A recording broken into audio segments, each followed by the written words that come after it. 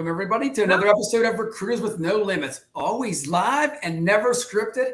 Here with my sidekick and co-host, John Ruffini. Johnny, long time no talk. What's up, brother?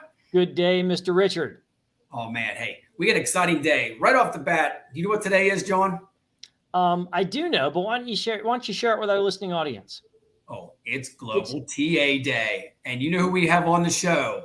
One of the presentations today, she was the first one to kick it off, Vanessa Raath, in the house from South Africa. Hey, James, how's it going? Thanks for having me on. Good to be here. What a busy day it's been, right? So you started early this morning, right? I did. I actually was just saying, I presented across 3 continents today. I started in Oz, then I went to UK and then to the US, and I did the opening presentation for Global Talent Acquisition Day for ATAP, which was amazing. I spoke about AI, and then I'm finishing off my day with you two fine gents. So, I mean, it doesn't get better than this, right? And look at this. We got to throw this up there. Tell us a little bit about what you spoke about today, because you said, I mean, AI's in it. So you know what? We love to learn about AI. It was actually about let's use AI correctly, because I see a whole heap of people doing presentations in the AI space, and it's all about ChatGPT, and it's all about how do you get the most out of it. And it's all these simple prompts like write me a role description for a data scientist. And I'm like, sure, it can do it. It's going to come up with something really generic. But if you write a better prompt, you actually use your brain, you think about it, and you say, I need a data scientist. They need experience in this space. They need these qualifications. These are their responsibilities. This is the tech stack. You're going to get a way better result. But I see people putting in these really like shitty prompts, getting shitty results, and then kind of taking those and saying, well, this is what I came up with, you know, and it's almost like a dangerous weapon in some people's hands, this whole generative AI tool, you know?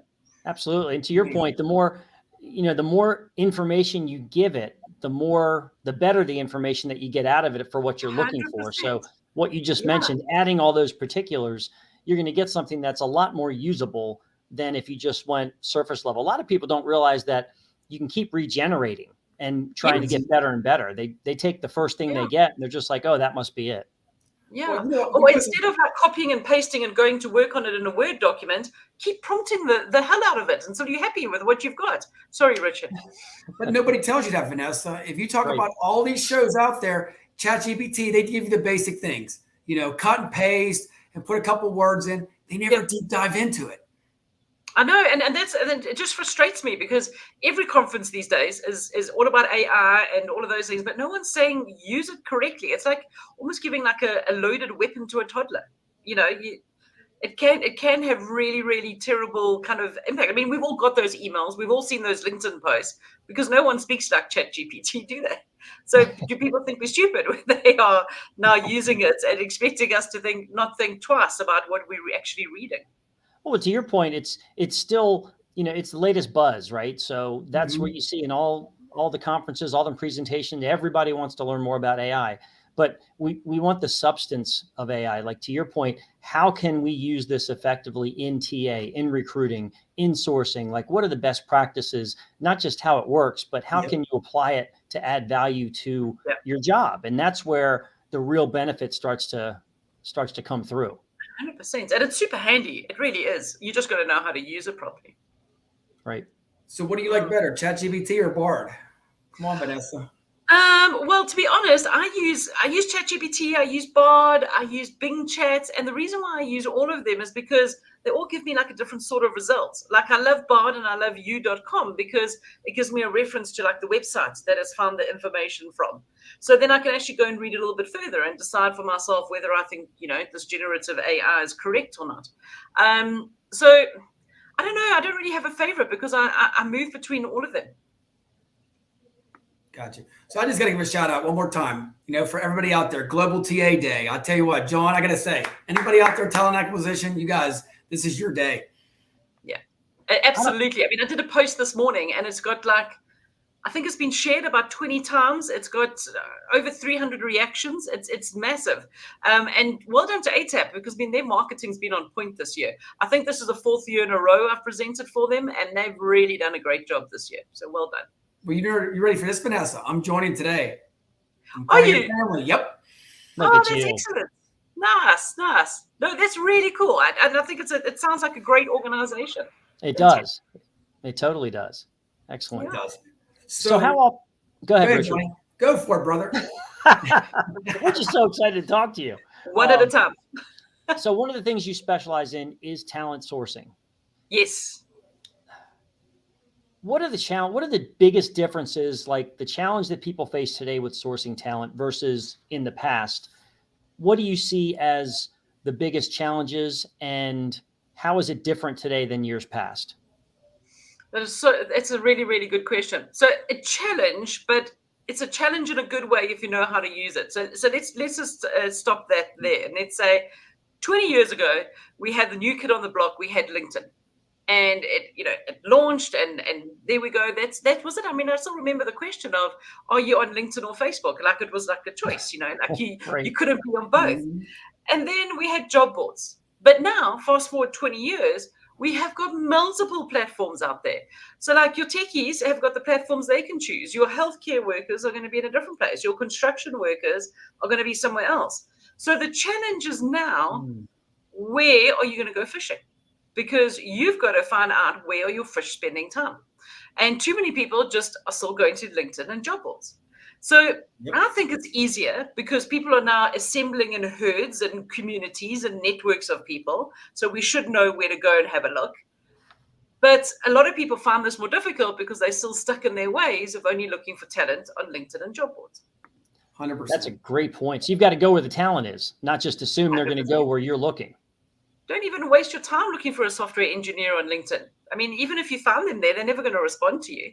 So you got to know, you got to hit up like GitHub, Stack, Dev, Kaggle, you name it. Bingo. You're reading, man. So job boards. Let's get back to job boards, because on your site it says cancel job boards. And Johnny knows job boards, I'm going to say it again. It's like a surfboard. It's expensive and it's a quick ride, and that's it. Yeah. No, it is. And I just think that people have fallen out of the habit of putting their CV on a job board. Like my CV doesn't appear on any job board in the world. I've never had to use one. Thank goodness. I'm very blessed. But it's not really the practice of what people do these days. And if you think about it, how has a job board changed?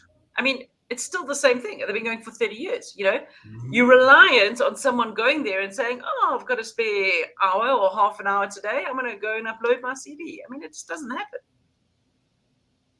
And it's interesting, like there are ways to, like to your point, you mentioned you're not going to find a software engineer on LinkedIn. I say the same thing or you might find them there, but you're not going to necessarily engage with them there because that's not where they are. Now, you can use different platforms to find people, but then you've got to know how to engage them. And that to me is like the next step. So you can find information anywhere, but you can't assume that because they're on a platform, they're active on that platform. So you've got to then not, so many people today, so many recruiters are, I'll send them an email and I'll just wait. And that to me, it's like, no, you've got to be much more proactive. Do you agree? You could grow old waiting. I mean, for me, like an email is about as useful as a chocolate teapot. I always say in my training, because, I mean, what's the point? Like, why stop there? I'm going to actually stop you there, though, John, and what you said, because you said, if you found the people, doesn't necessarily mean that you are then going to, what are you going to say when you do your outreach? But you've also got to get into the habit of cross-referencing candidates. So let me give you an example. You find a really, really good software engineer on GitHub. He's not going to tell you on GitHub, potentially what he studied, what his previous roles were. It's all quite techie information. So you can always go back over to LinkedIn, and he may not have been there for 5 years. But if you go and cross-reference him, when he filled out his LinkedIn profile, he would have told us that stuff. Where was he working at that time? What qualifications did he have? So it's about us being smarter, almost more like detective-like in our approach, finding out as much as possible, because then we can write a really good outreach message, which you're right. It's that engagement piece is huge. You know what, Vanessa? You're going back to the old school ways, because I'm going to say this right now. Recruiters don't recruit anymore. They're sourcers. They think they're recruiting. Posting and praying is not recruiting. That's sourcing. Totally. You're just pulling stuff off. And you know what? I hate to say it. When I go to these staffing firms here in the States, they're all just doing the same thing over and over again. They're not ever hunting. I love what you said. Talent hunter is what you are. Nobody hunts anymore. No, and that's the fun part of the job, isn't it? You want to just go and sit around. I always loved the chase. It's like, that was the fun part, to your point. Dude, and you're right. What's my name? The shark on a hunt. And Richard, you're right. Most recruiters don't headhunt today, but those that do rise to the top really quick, because most of the people are trying to take the easy way out and get the low-hanging fruit. To your point, post and pray. Recruiting is not a reactive sport. You've got to be proactive, and you've got to find different ways to find the talent and engage with the talent that your competition's not aggressive enough to do, if you will. 100%, because also everyone that you're hitting up who you may have found on a job board or LinkedIn are already talking to loads of other recruiters. They've got recruiter fatigue. They're like over us. So go and find someone who's fresh meat for the shark. I don't know. Exactly. So perfect terminology. He's not already engaging with other people. I mean, that makes sense, right? But Vanessa, you hit it on the head when you said LinkedIn. So tell me, you know what? We all like LinkedIn. Yeah. But I think people use that as one source. Me, John knows, I love all social media platforms. I think you should be on everyone. Everyone has another avenue for you. Tell people out there, our audience, LinkedIn, I don't think they know how to use LinkedIn the right way. They're just like, you said inbox or spamming and hoping somebody responds back. Yeah. See, they're not using it to build a brand. I mean, Richard, let's face it. I've never met you guys in real life. You contacted me on LinkedIn and said, hey, do you want to be a guest on my podcast? Because I stand out and I have an opinion on LinkedIn. So people need to stop using LinkedIn as like their fishing ground where they're going to go and find candidates, but use it to build a brand, because that's before someone even puts themselves on the market or has that discussion with their partner, they start spending a little bit more time there. And you want to be the recruiter in their space who's standing out, right? So it's a no-brainer. Like, use it for building a brand, not just a recruiter. There are so many recruiters that all they do is they set up a shell profile on LinkedIn and they just post what they're recruiting for, thinking that LinkedIn is just like a job board and so many people are going to send them their resume. And I keep telling recruiters, that is not what the platform is for. Now, mind you, LinkedIn's agenda is very much career oriented. They want people to find jobs through LinkedIn, but it's all about the networking that you get on LinkedIn and the people that you 100%. Engage with and meet with, not necessarily, I'm going to post a job and hope people respond to it. So to your point earlier, you got to know how to use these platforms, and you've got to cross-reference and use multiple ones to be successful. Absolutely, 100%. And the reason why is that you've got to have a presence on all platforms, because you don't know where you're going to go and people are going to research you. Like, we assume it's LinkedIn because us as recruiters and HR folk, we're always on LinkedIn. But actually, as someone is younger, they're probably going to look for you on Instagram, or they might look for you on Facebook, and if you don't look good on those platforms, then all your hard work that you're putting into LinkedIn is to no avail, because they're not even looking for you there, or they're running a Google search on you. Like, when was the last time you Googled yourself is a question I ask a lot in my training. And another example of using LinkedIn for your brand, I mean, when I finished doing that ATAP presentation today, I obviously, went out of the Zoom call, had a look. I had over 60 people that are requested to connect with me on LinkedIn. So that's me building my network of people, by saying in my presentation, please connect with me. And that's how it should be used. Absolutely. Yeah. What are your thoughts on using, I'm going to go back to AI for a minute. Yep. So many recruiters, unfortunately, do not communicate very well with their candidates. And when they're, a lot of times in today's market, the initial outreach from recruiter to candidate is electronic, whether it's text or email or what have you. And recruiters struggle with how to formulate that message. What are your thoughts on using AI to help craft a more personalized message for that outreach?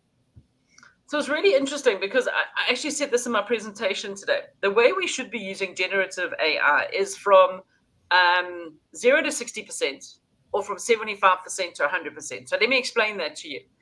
So it's very difficult to write a message when you're staring at a blank screen and you're like, I don't know where to start. I don't know how to do this. So it generates, your message, but that's only 60% of the process, because the other 40%, you've got to go and read through it. You've got to put your own spin on it. You've got to make it sound like yourself. But it's always better to do that to begin with than sitting and staring at a blank screen. And then if you are worried and you say, recruiters don't communicate that well, and I do tend to agree with you, is you can also feed a generative AI texting tool what you've got, put it in and say, make me sound more professional, make this sound more formal. How many words is this? It's 400. Okay, reduce this to 200 without changing the messaging. It's all about the prompts that you are using and how effective you are in giving it the right instructions. Because if you give it the wrong instructions, it's never going to work. Great advice. Man, right on. So Vanessa, what is your favorite platform? I know you have to use them all, but you're a recruiter or a source, or you're starting out. Any recommendations on a platform that you think really would dig up some candidates? So I'm going to actually step away from that because the platform depends on what you are looking for. And we could just spend the rest of this show talking about where do you find healthcare people? Where do you find teachers? Where do you find tech people? But I'm going to tell you about a skill that you need to learn if you are a recruiter or you're a talent sourcer. And that is you have to know how to X-ray. So you have to learn how to write Boolean. And in writing your Boolean, how to use that to X-ray into multiple different platforms, because there's loads of ones out there. But if you have that skill of putting out the keywords, putting them into a Boolean search string, then the world is your oyster, because then it doesn't matter what is your favorite platform, because you can access all of it. Yep, 100%. For me, Facebook. John knows that. I love Facebook. That's my baby. Light industrial, Facebook. Oh, that's where it's at. No, 100%. Absolutely. And that's because you know where to go fishing. So like typical, you talk about industrial, like these people don't sit in front of a laptop all day. Are they going to have a LinkedIn profile? Hell no. No. So they're going to get an hour for lunch, and they're going to get half an hour for tea, and they're going to scroll through Facebook, and they're going to connect with their mates, and they're going to join groups, and that's amazing. So and let's say before my fellow countrymen destroyed it, Twitter would have been a good place. X. Yes. Yeah. That also is a good one, because it's going to be something that's quick and it's accessible. It's the same with nurses. People are looking for like nurses on LinkedIn, but they also don't sit in front of a laptop all day. So why would they be on LinkedIn? And that's where, so I'm in the healthcare space, and Facebook is a great recruiting ground for nurses. For sure. And you can find a lot of nurses on LinkedIn, but that's an example where I teach recruiters, look, you can find them on LinkedIn, but your chances of connecting with them on LinkedIn are very slim. So once you find them, then you've got to figure out, all right, let me cross-reference them. Maybe I can find them on Facebook. Maybe I can find them on Instagram. Maybe I can just look them up and do a search, people search, and find their cell phone number and call and text them that way. But again, you're not, if I'm on LinkedIn and people are always like, oh, I need LinkedIn Recruiter. I'm like, no, you don't. It's like, you really don't. That just allows you to send more inmates to people you don't know. Yeah. You could actually feed a family in South Africa. I mean, I'm not saying my family on what you pay for LinkedIn Recruiter. It's very expensive. And I don't live with boys, and they eat a lot. if you know how to recruit, though, again, I always tell people I've been on LinkedIn pretty much since inception, and I've never paid for a subscription. I've always just had the free version, and I've gotten everything and more out of it that I needed to. Yeah. And it's great for that. It really is. My best advice is, because a lot of people, like you mentioned Facebook, and Richard, I'm sure you've had this reaction by a lot of people like, oh, Facebook, but that's your personal platform. Like that happens all the time. But you don't have to add them to your network. I mean, I sometimes will message people. I remember working on a big project in Ghana and Nigeria in Africa here for Twitter. In fact, I was contracting for them. Mm-hmm. And if I didn't have Facebook Messenger, I don't know how I actually would have, managed to recruit, because that's all I could get hold of people on. And you can message them, you can add people to your network, but you don't have to. Like, my advice is always find them and then run Google searches, find email addresses, find out where they're working. For me, the best way to reach out to someone is an email. And to be honest, I don't mind emailing people on their work addresses, because I just am not as much as hey, I've got a great role for you. It's more like, I came across this article you wrote, or I saw you were a guest on this podcast or whatever, and I open the door and we start chatting, and then I'm like, you don't have to have a twin somewhere around that does exactly what you do. It's all about praising somebody. Praising. Vanessa, why do so many recruiters still do what you just said, in the sense that they call somebody up and it's, hey, I saw your profile, I've got the perfect job for you, and they don't even know this person? Why is that still so prevalent in our industry? Or my pet hate of starting out your emails with, I saw your profile on LinkedIn, or an email, because, I mean, you're on the platform already. Like, why do recruiters are just, it's almost like they're programmed to do nasty shit. Like, just they don't do it themselves. Well, you know what, Vanessa? and John knows I say this, I don't interview anybody. It's a coffee chat or beer chat. I just want to get to know you, you know? I'm not selling you anything. Tell me what you want. You might not even want a job, you know? Yep. Shit. Yep. I mean, And you're right. As John said, I get really angry when people like message me, I've got this most amazing position for you. I'm like, I'm a born solopreneur. Like, I don't want to work for anyone ever again. I would be the worst employee. So starting off with an email like that, you've lost me. When people, so one thing I hate, and Richard knows this, I believe he feels the same way. You connect with someone on LinkedIn thinking that they're looking to, you know, share a network or whatever. And immediately you get a message that's selling you something. Yeah. And, the calendar invite. And what I do is I respond to that and I just start asking him, what do you know about me? What do you know about my company? Why are you selling? So I'm going back and forth. And the teacher in me is like going there like, okay, I'm going to help you get better at what you're doing because this isn't going to work. and they're baffled. They're like, what do you mean? I'm like, well, no, you just sent me this thing. Obviously, there's a reason. Why did you send it to me? What do you know about it? Why? What are you hoping to gain? And they should be asking that first before, to your point, Richard, just have a conversation, get to know the person. Yeah. Well, you know what, John? It's too hard, man. It's too hard. Everything's simple these days. We know that. It's convenient. Yeah. Just throw stuff out there, 100 emails, and walk away. Oh, no, you're right. Yes, Vanessa, you hit the nail on the head. We are in such an instant gratification society. You're so right. Yeah. We don't have the patience that we need or that we should have. Mm-hmm. And also, I think that the problem comes in because there's a lot of pressure on people to actually make these placements. What are your metrics? What are your KPIs? You know, what are you doing? And it's just like, actually, I just want to build a community of people around me because we may not have a role now, but I know that I'm always recruiting in the healthcare space. So let me connect with people and have conversations before we actually, you know, need them on board. But a lot of companies don't understand that. Nope, they don't. You know what? I work for companies. I'm not going to mention their name, the big dogs, where they just want to push things out there. You got 1 minute on the phone call and go to the next one, unless they want a job. And that's not the way to do it. No. You can build those relationships. 100%, 100%. So, John, are you another teacher turned recruiter? What's that? I said, are you another teacher turned recruiter? You said the teacher. I teach. Every recruiter that my company hires goes through training that I developed. So I've been for the last 10 to 12 years of my career in the staffing industry. It's been more of a training, mentoring, coaching type of model. Nice. Yeah. Excellent. That's where I've ended up too. Yeah, it's great. I love seeing that light bulb moment. Exactly. So I'm gonna deviate for a second because I don't want the show to go without asking you this. At some point in your life, years past, you were a scuba instructor. A long time ago. Yes, I was indeed. Absolutely. So I want to know, what's the coolest scuba story you have? Sure. I have a lot of them. So I'd done 7 years in London. I was teaching there. I'm a qualified teacher. I had my British passport. I'd kind of got that because I'd been there for so long. And I was like, I'm actually not ready to go back to South Africa. I'm going to head out and do something else. So I went to Southeast Asia. I'd been there on holiday. I'd done some really good diving. And we ended up working there, training as a scuba diving instructor, living in Thailand.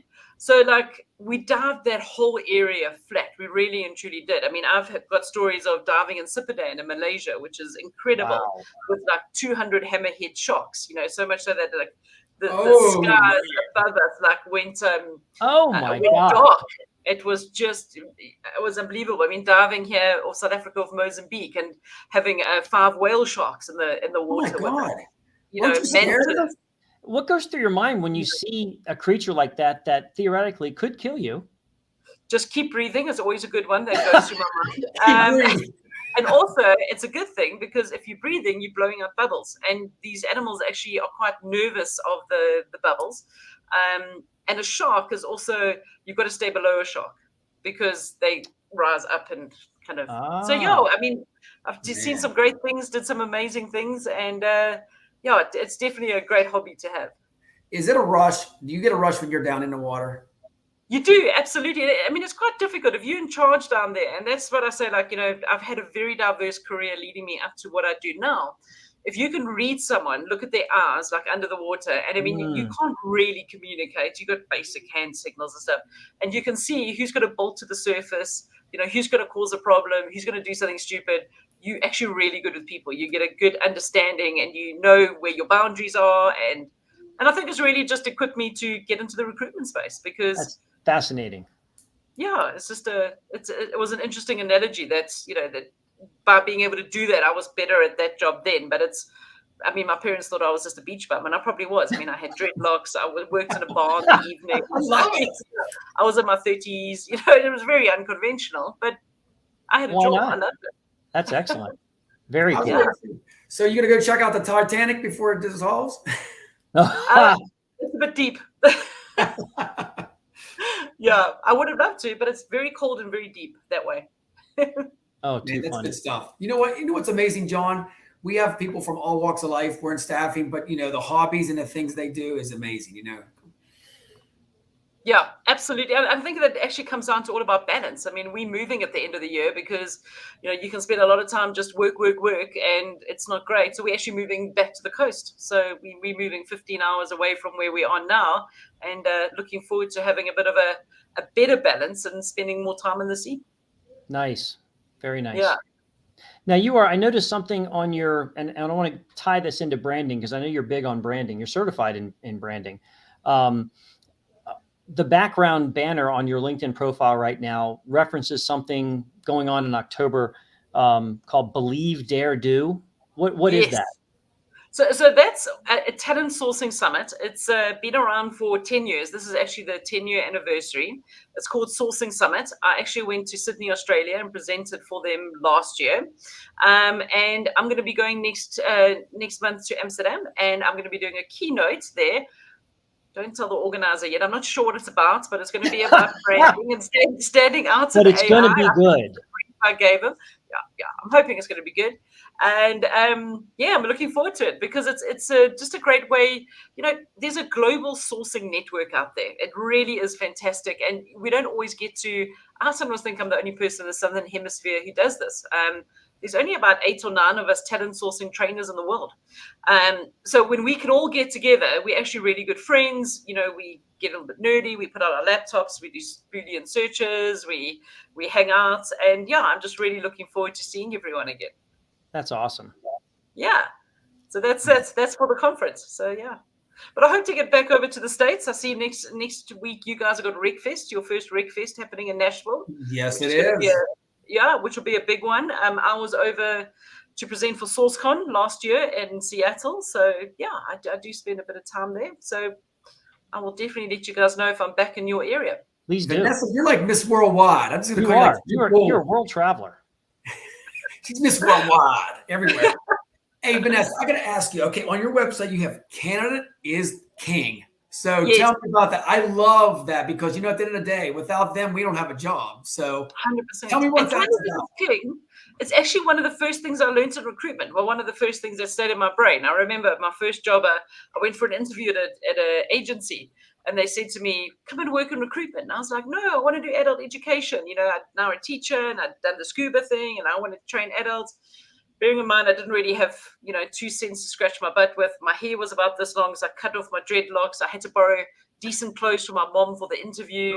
It was, and they offered me a job on the spot. And I was like, Went home. My parents said, you'll take a job because you need the money. So I phoned them back 24 hours and said, oh, is the job still available? And that's how I fell into recruitment. So that's awesome. Started a week's training because, I started immediately. And that week's training was really interesting. It's the only thing that I remember from that training, and that is whoever has candidate is king. And it's so true. And that's where the talent sourcing mindset kind of came into play, is that if I've got the best candidates, I'm going to make the placements because no one's going to be able to say no to them. And then I realized that for me was a key differentiator. If I can find better candidates and put them in front of my clients, I'm going to win every time. And it works.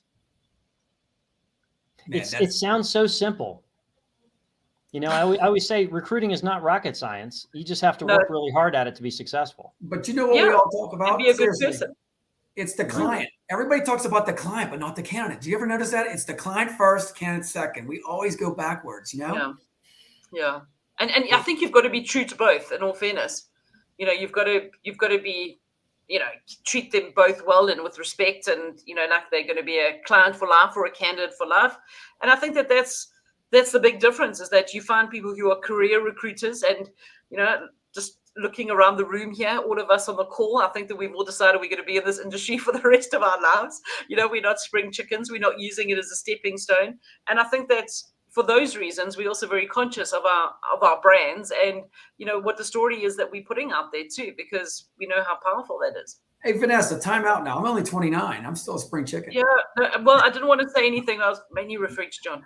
I'm just messing with you. Oh, I owe you a glass of wine now, man. It's like we're playing ping pong. Boom, right back at you. Sure. Oh, that's funny. Sorry. Oh, boy. Excellent. So I got to ask you real quick, because our topic was, before we wrap things up, I know we love to talk about it, everything, but like some sourcing skills you can give everybody out there, the audience, real quick, some tips, because you're the expert. Can you throw some information our way? Okay, so I'm going to talk to you about my sourcing philosophy, which is made up of 3 pillars. And these are the 3 areas that, as a talent sourcer or a recruiter, or whatever your job title is, because I'm not fussy about those things, you have to master in order to be successful in this industry. So let's go through them quickly. First one is your personal brand and having an online presence and standing out. I mean, let's face it, that's why I did the opening presentation for ATAP today, is, standing out. That's why I'm talking to you wonderful gents tonight, is because we've been chatting on socials. You're standing out. You have a presence. And that's also good for when people cross-reference you. The second one is expand your horizons to make sure that you find the best talent. So get out of LinkedIn, get out of job boards, learn how to use the platforms where your candidates are spending their time, not just LinkedIn because that's what you've been told. And then the third one is your engagement. Be personable, add personalization into your emails. Think like a marketer, send people like emails at certain different times, break down the information, feed them snippets of information at a time. Not just that one long email, which we follow up with the whole passive aggressive, hey, did you get my email? Oh my God. But, different information as you go through. And that for me is a winning formula. So if you can get on top of those 3 pillars, you can really master them, and they all speak to each other. They're all interwoven. They're all interdependent on each other. It's no good sending a great outreach, but when they Google you, you look appalling. So they're all important. And that's literally what I cover in my Talent Sourcing Academy, like those 3 pillars. And there's a course for each of the pillars. And yeah, Bob's your uncle. Love it. So simple. So simple, John. You know that. There's nothing to this. I mean, the basics. Very effective. But again, are those who are willing to invest in themselves and learn that process and then apply it, they will see the fruits of it. But so many people, to our point earlier, they just want it to happen right now. And they're going to try and find every shortcut they can. And in the long run, that's not going to cut it. Exactly. So Vanessa, I got to ask you real quick about the personal branding, because before we wrap things up, because, I love branding. John knows that. I see so many people brand the wrong way. They're just trying to brand their self and not the audience. They're just like pictures of their self every day with no value. What do you think? Give me your take on this. A couple of steps. Say somebody's just starting out and they want to get a brand. They want to get a catchy name. What kind of advice would you give them? See, so that's quite an interesting one, because not a lot of people even know the name of my business, which is the Talent Hunter, because I do everything on my own brand. And I think that's the beauty of being a solopreneur, is that, Vanessa Raath is my go-to. And when I say go-to, it's the consistency around it. So if anyone's just starting out, and some advice for them is like, pick your platforms, pick your branding, and be consistent, because you also get these like flash in the pan. So you get people that are like, for 2 weeks they're posting every day, they're all over the place, and then like you don't hear from them for 6 or 7 months because they get busy. And that's not the way that branding works. Branding is a lot of giving. So you got to love Christmas if you want to have a good personal brand. So you're going to give away a lot of things for free. No offense, guys. I mean, I'm on here today because I want to be here, because I enjoy you guys. I'm not getting paid for it, but it's good for my brand. And that's what people need to realize, is they want their brand, probably what John and I were saying, is that instant gratification overnight, that it's just going to happen, where it doesn't. It's a long game. Yeah. And then they want to be profitable for it. I mean, yes, I do travel around the world speaking at conferences and things like that, but, my travel and everything's covered, but I don't get paid a lot of money to do it. It's about giving back and sharing your knowledge with others. And I think a lot of people start building a brand, realize that this is actually not what they signed up for because they want to get paid for writing LinkedIn posts and endorsing products. And it just doesn't happen. You know, that's what word is. You ready for this? Giving equals growth. And I say that all the time. When you give, you'll grow in every way. Yeah, this is like Christmas. It's better to give than to receive. So like my theory is like work on a 5-to-1 kind of setup, which for me is like post 5 times where you're giving something away for free, giving free advice. Hey, I'm speaking at this free conference. I chatted to these wonderful guys on a podcast, have a listen. And then 1 can be your ask, you know. So, and that 1 you can say, right, I need some help from you. Can you give me some advice on this? And people get that all wrong. They're just like, you know, me. There's no call to action. No, there's nothing. There's no substance to you. Just like a empty vessel, you know, making noise. Exactly. Hey, Vanessa, did you get the email? I didn't know if you did or not. We charge for you to come on here. I had to say that. I need to keep my US bank account. I had to say it, Vanessa. You set me up for that. I was like, no, that's fine. Do you guys take PayPal? Oh, too funny. But you're so true on that. I mean, it's all about sharing and caring. That's what, you know, I love about this industry. John, myself, and a lot of people. But there's some out there, they want paid for everything. Everything they want the high value, or, you know, they won't even speak. They're like, if I don't get this rate, I'm not speaking. I'm like, you know what? Yeah. I'll go for free if you pay for my airfare because I just want to meet people, you know? Yeah, 100%. I'm always happy to do that because that's it's fun, isn't it? See a new place, meet some people in real life. What a pleasure. Exactly. Yeah. I tell you what, John, this is good stuff. So, Johnny, give us a recap, man. Final thoughts, brother. I could talk to you for hours, Vanessa. I love what you're all about. Thanks for being here. The things that stood out to me today, Richard, was that, you know, in today's world, to be an effective and successful recruiter, what I learned from Vanessa is you have to be smart. You have to think like a detective, and you can't just stick to, you know, what got you here won't get you there. You can't just stick to one platform. You've got to be resourceful and cross-reference and find a way to attach to these people and to get them. I loved your 3 pillars: personal brand, expand your horizons, and engagement. Again, so fundamentally perfect. Every recruiter should follow those. The last thing, I heard the phrase I'd never heard before, the chocolate teapot. And that is a visual that is in my mind right now. I like chocolate. I like tea. The combination kind of works for me, but I understand that you can't have a chocolate teapot. So I think I got the reasoning behind it. I think that came from the UK, if I'm honest. One of my clients, they mentioned it. I love it. Oh, man. Well, Vanessa, once again, it's been a pleasure. I'm going to throw up there where they can reach you at. Look at this. This is everything right there. There it is. Head cheerleader, talent hunter. She does it all. Wow, that's really good. All the socials. I've got free training on my academy site. So that's academy.vanessaraath.com. So yeah, guys, jump in, go start learning. It's going to make you a better recruiter. Exactly. Thanks and what I'm taking away from this, I'm keeping it simple. It's not about you. It's about them. Yeah. That's the whole thing. Keep it simple, guys. So, hey, what a pleasure from South Africa. Thank you. I know it's evening time. You got to get back to your family and maybe a little sip of wine and enjoy life. But Vanessa, thank you for everything you're doing for the industry. You had a busy day, 3 continents. I mean, this is amazing. And at the end, all I got to say, Vanessa, the invoice is in the mail. Hey, thank you again. Continued success to you. Thanks, kids. Thank you very much. We'll see you soon. Remember, guys, subscribe to our channel. We love you all. Take care. Cheers.